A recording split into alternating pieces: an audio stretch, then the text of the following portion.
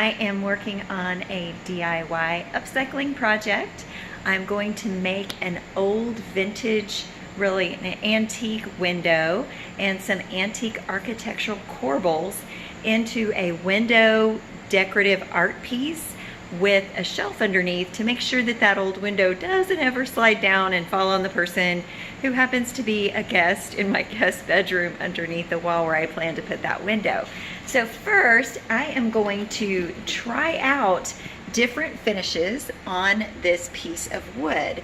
This is the extra piece from the raw piece of wood that I got at an old mill, an old antique shop for about $8 for the whole piece of wood, and this is the part that I cut off the end. So I get to see which piece of wood, how the piece of wood looks with different kinds of finishes. So I will show you in just a moment. All right, so let me show you which things I'm gonna try. The first thing I'm gonna try is this color wash tint. It's supposed to give kind of a lime wash look to your wood. I'm also gonna try some different colors of chalk paint. And then I might try putting some wax on it. I haven't decided yet. So let's try first with my little sponge brush, because I can throw these away if I don't like it. And I can just put a little bit of the color wash on it. It says to use a rag, but instead of using the rag on my test piece, I'm just gonna take some of the color wash like this and brush it across the wood. And I can kind of see that it's soaking in a little bit into the wood without taking away from what the actual grain of the wood looks like. So if you can see, this is actually giving me a really nice finish. Is it white enough to go with my white window? We'll have to see. I'm gonna put it all the way across this wood, and then I'll give you a better look at what it looks like. I'm gonna show you up close what that looked like with this color wash tint that I tried. It is getting a little bit whiter than the original color, but it isn't quite as white as I want it to be. I did put a few different swipes across it, so I'm not sure if I'm happy with that. The next thing I'm going to try is the chalk paint. So let me try that and I will show you what that looks like next. Okay, so now I am going to try some of the chalk paint. I've started putting a little bit on there and see what that looks like. I'm just gonna use the same sponge since this is just a test. And I'm gonna go even strokes across, because with chalk paint, the whole purpose of me doing this is so that it looks antiqued and a little bit chippy. So I want to show that this is raw wood, because that was what I loved about this piece of just barely milled wood. And that's why I'm choosing it as a shelf underneath this antique window, because I think it'll do really great with that French country look that I'm decorating with in my house. So as you can kind of see, if you can see this a little bit, it is giving me a little bit more white, but I kind of like that it's mixing with the tint, because it's not super glossy, but it's also not going to be overly white.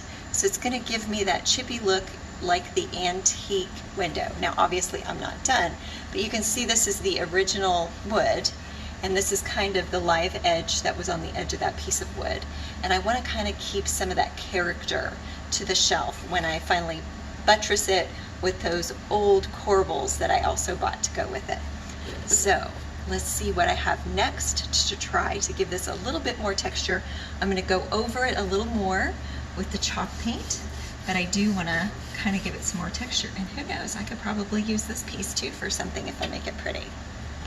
Okay, next I think I'm going to kind of layer in a little bit of this ivory chalk paint so it doesn't look like it's too white. I want it to look a little antiqued, because the actual antique window isn't perfectly white. Obviously, after however many years, 100 years that that window has last been painted in its original color, it's going to have some layers of color, layers of fading, layers of antiquing.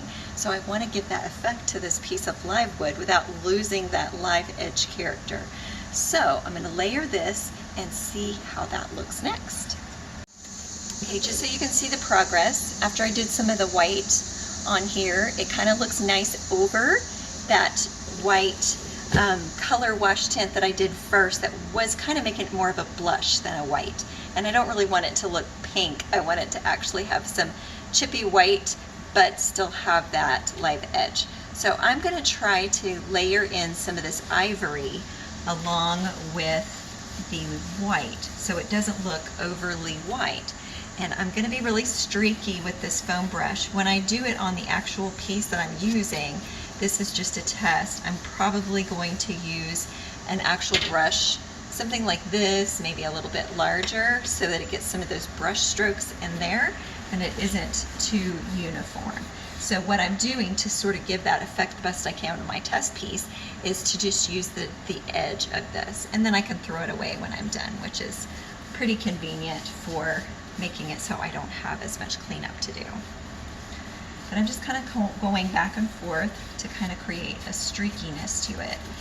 And on the actual piece, I'll probably end up doing a little bit more sanding and scratching and things like that to give it more of an antique look.